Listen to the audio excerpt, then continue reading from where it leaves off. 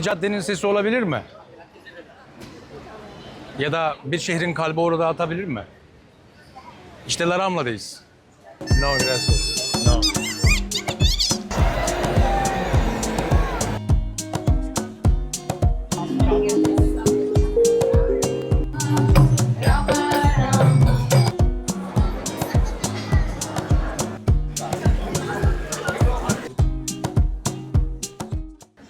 Barcelona'nın en kalabalık caddesindeyiz. İstatistiklere göre İspanya'nın en kalabalık caddesi. Yol nereye? La Rambla'da. Hadi gelin birlikte La Rambla'yı keşfedelim.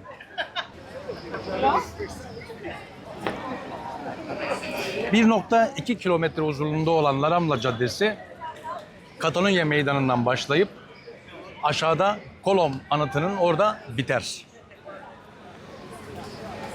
Tarihsel olarak bakacak olursak... La Rambla'nın kökeni Orta Çağ'a dayanır. İlk olarak şehir surların dışındaki bir dere yatağıydı. Zamanla bu dere yatağı kurudu ve yerini yavaş yavaş şehrin ana yürüyüş yollarından birine bıraktı. 18. yüzyıldan itibaren ise modern görünümünü almaya başladı. Şimdi size burada biz Canaletes çeşmesini, Font de Canaletes çeşmesi hakkında bilgi vererek başlamak istiyoruz arkadaşlar. Söylentilere göre eğer Barcelona'ya geliyorsanız ve bu çeşmeden su içiyorsanız mutlaka tekrar Barcelona'ya gelirsiniz. Biz de bir çeşmeden bir suyumuzu içelim sevdiğim. Barcelona'da yaşıyoruz ama çalışmıyor. Şansımıza. Gelmeyin diyorlar galiba.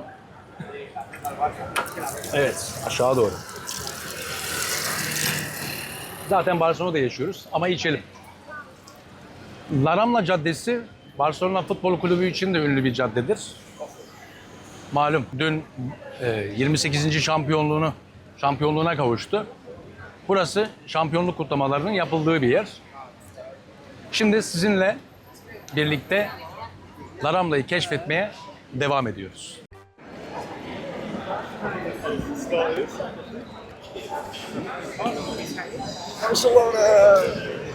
Görmüş olduğunuz arkadaş da %100 Romanyalı. Genelde bunlar burada sokakta insanlarla fotoğraf çektirip ardından da para istiyorlar.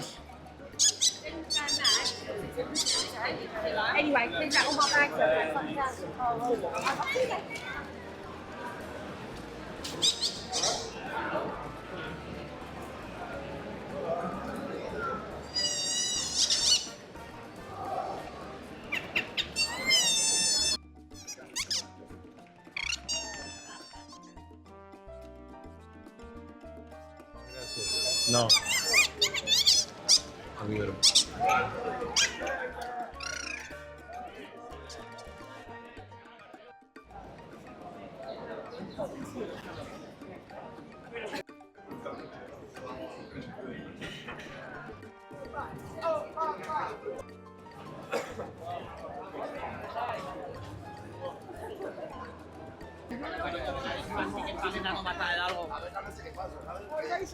La noche promete, sí. A las 9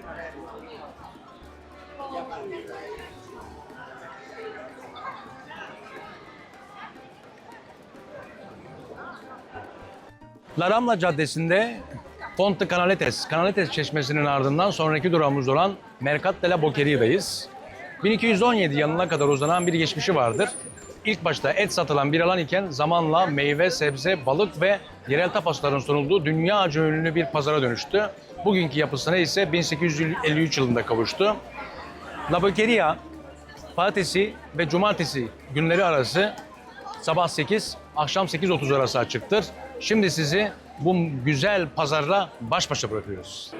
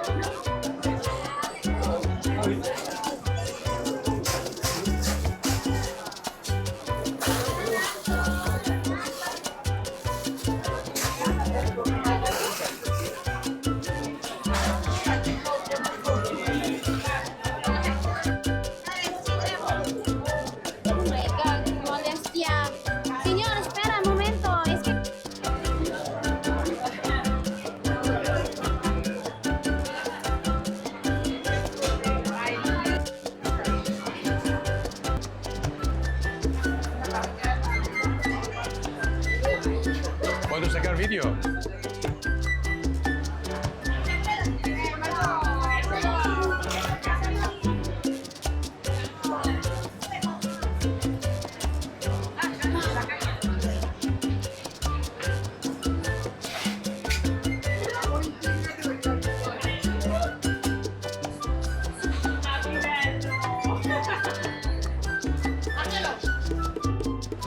Mercat de la Boqueria'da yok. Gördüğünüz gibi tam bir renk şöleni. Sebzeler, meyveler. Bunlar tropikal meyve. Karpuz. Hazır bir şekilde alıp yiyebiliyorsunuz. İnanılmaz güzel bir yer.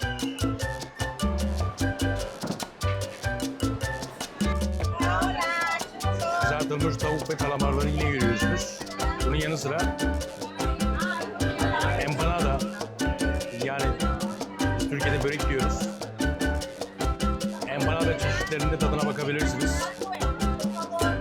Patatesli, tavuklu, acılı, ıspanaklı,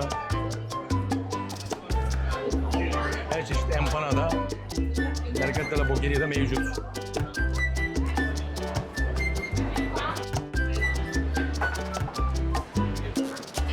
Çerez standındayız.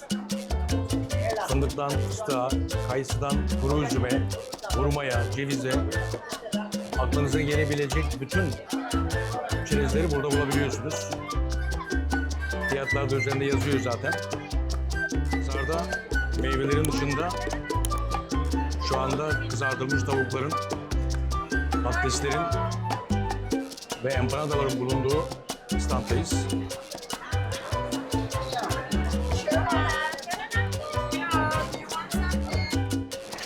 Pazarda şu anda bir et standındayız.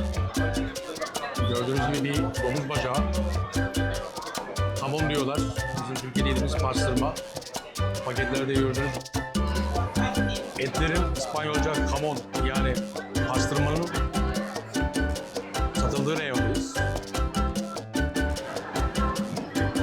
Mercat de la Boqueria'da bir et reyonundayız. Burada görmüş olduğunuz sucukların çoğu arkadaşlar baharatlı domuz etinden yapılma. Hemen şu yukarıda görmüş olduğunuz ise ünlü İspanyolların hamon dedikleri pastırması domuz bacağından. Şuradaki aparatın içine koyuluyor ve oradan bıçakla ince ince kesilip ikram ediliyor. Bu paketlerde kesilmiş halini görebilirsiniz.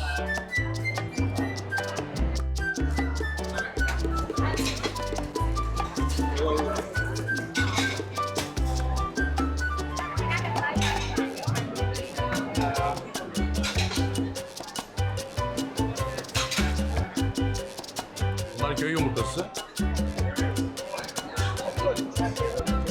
Her gün taze getiriliyor ve burada satışa sunuluyor.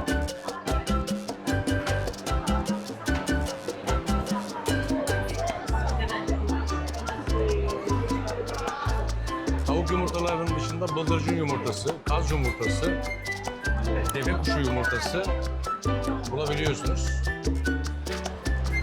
Perdona? ¿Qué es esto? ¿Huevo de? Yemu. Yemu.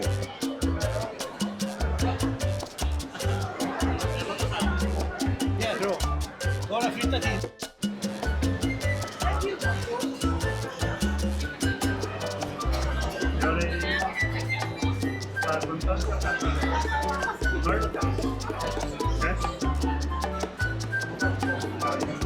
We have 30 grams, 35 euros, and 50 is 50 euros.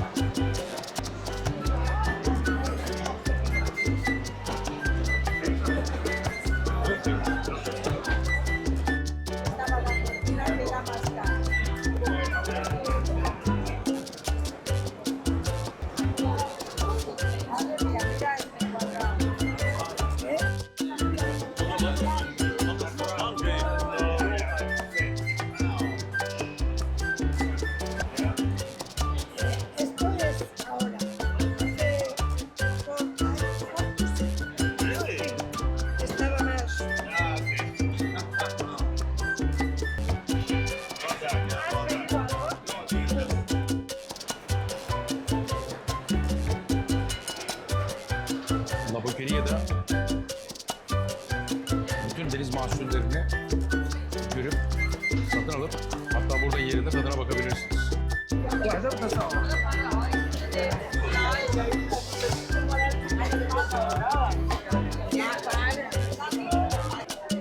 İspanya dünyada zeytin ve zeytinyağı üretiminde lider ülke.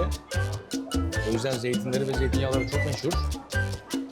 Burada rengarenk zeytinleri görebiliyorsunuz. Bunlar salamura edildikten sonra bu rengi alıyorlar. Değişik bir salamura yöntemleri var.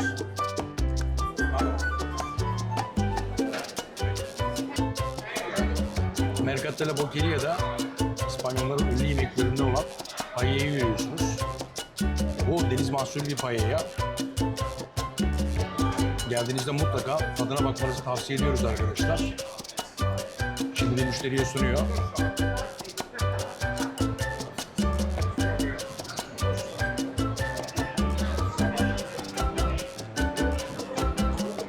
La Boqueria'nın olmazsa olmaz reyonlarından birisindeyiz. Gördüğünüz gibi sakatlıkların satıldığı bir reyon.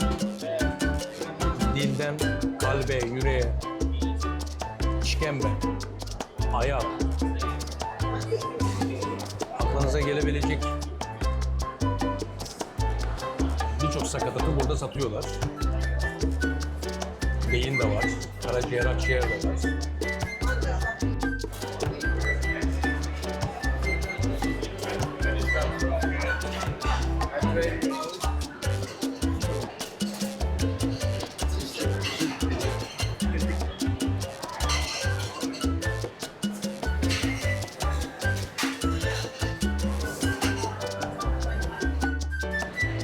Şu akciğerin yanında bulunan bir keke, çikolatalı pastaya benzeyen şey aslında sangre yani kan.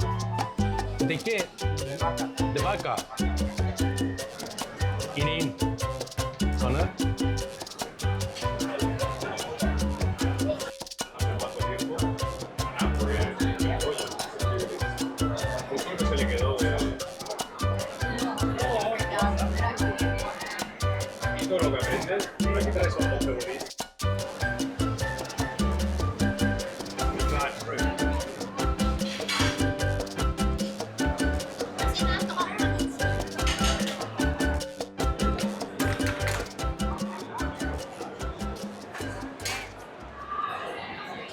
Mercat de la Boqueria'nın ardından Gran Teatro del Liceo'nun diğer ismiyle Liceo Opera binasının önündeyiz.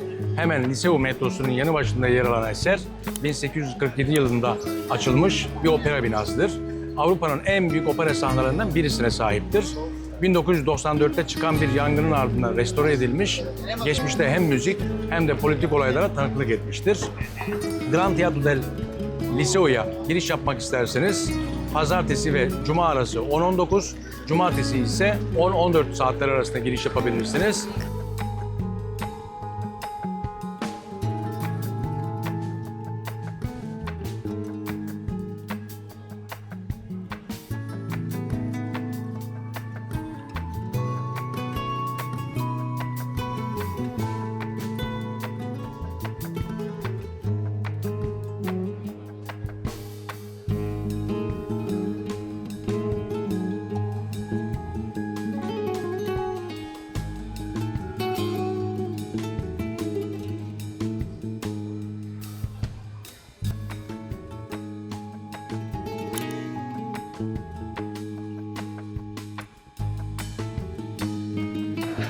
La Rambla Caddesi gez bitmiyor. Şimdi de Plaza Real'deyiz.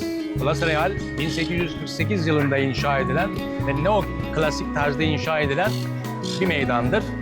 Meydan dört tarafı restoran, bar ve kafelerle çevrilidir. Üst katlarında ise hosteller ve oteller bulunur. Meydanda ne yapabilirsiniz? İspanyol ve Katalan mutfağının tadına bakmak istiyorsanız buradaki restoranlarda muhteşem yemeklerini yiyebilirsiniz. Aynı zamanda Tarantos isimli flamenco gösterisinin yapıldığı yerde flamenco gösterisinin tadını çıkarabilirsiniz. Plaza Real 7/24 canlılığını koruyan bir meydandır. Gecesi ve gündüzü apayrı güzeldir. Hemen La Rambla Caddesi'nin içinde bulunur.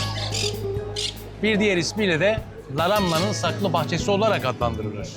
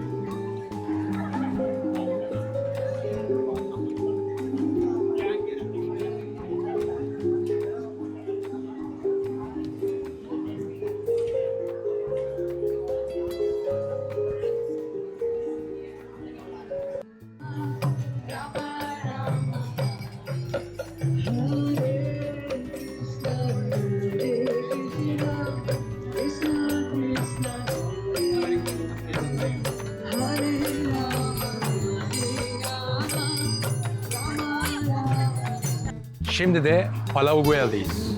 Ünlü mimar Antonio Gaudi'nin Eusebi Güell için 1886-88 yılları arasında yapmış olduğu eserin önündeyiz. Gaudi'nin erken dönem eserlerinden birisidir ve UNESCO Kültür Mirası listesine girmiştir. Sanayi devriminin ihtişamını sanatla birleştiren bir başyapıttır Palaugüel. Açılış saatleri pazartesi ve pazar günleri arası 10 ila 18 arasıdır. Son girişiniz 17.30'da olur. Eğer Palaugüel'e girmek isterseniz giriş ücreti 12 Euro'dan başlar ve resmi sitesinden online bilet alabilirsiniz.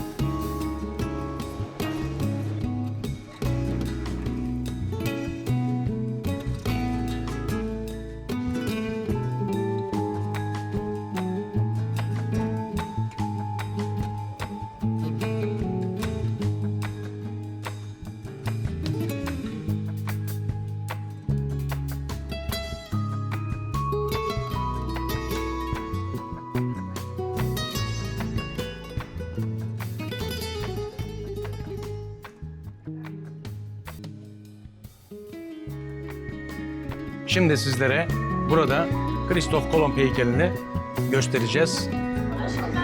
Yıl 1451. İtalya'nın Cenova şehrinde bir çocuk dünyaya gelir. Bu çocuk çok meraklı ve hırslıdır. Hedeflerine de sıkı sıkıya bağlıdır. İsmi Christoph Kolomb'dur.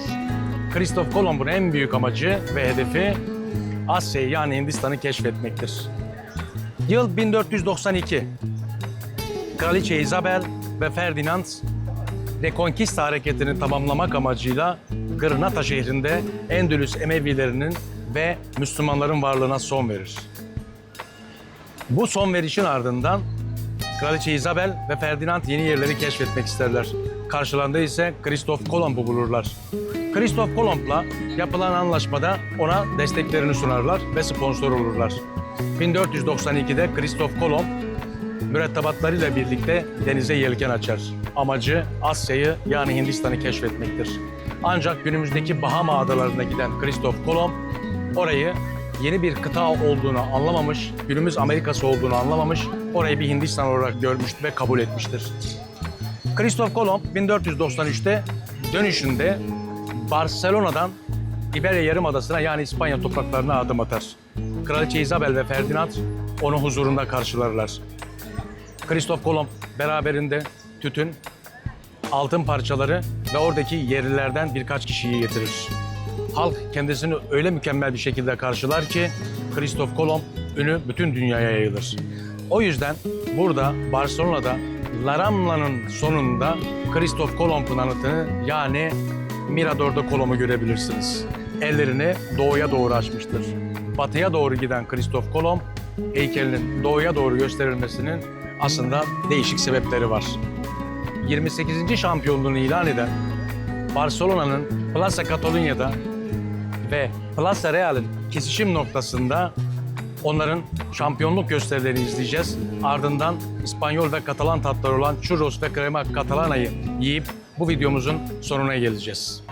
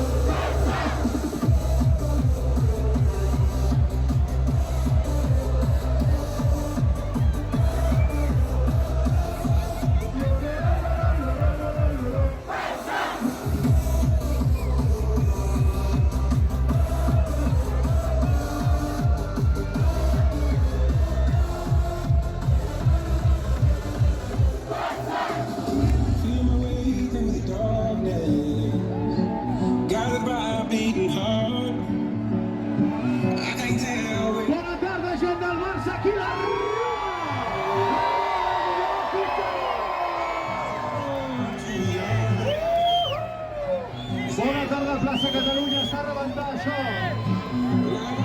Així demana tots els defenses que continuen passant. Aquí teniu els millors jugadors del món.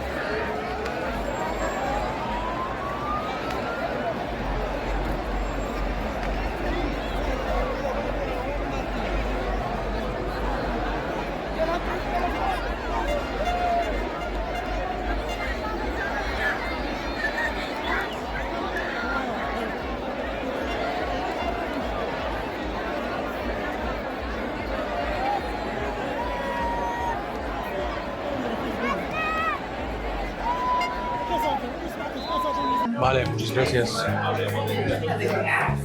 Gel sevdiğim buraya oturalım. Burası Gotik Mahallesi'ndeki en ünlü churrosçulardan birisi. Aynı zamanda krema catalana ve diğer İspanyol tatlarını da burada yiyebiliyoruz. Konumunu videonun açıklama kısmında sizlerle paylaşırız. Aleyna ve Muhammed ile Yol Nereye adlı YouTube kanalımızın bugünkü bölümünde Daramlı'daydık. Bugünlük bizden bu kadar. Kanalımıza abone olmayı, videomuza yorum yapmayı ve beğenmeyi sakın unutmayın. Gelecek bölümlerde görüşmek üzere. Hoşça kalın.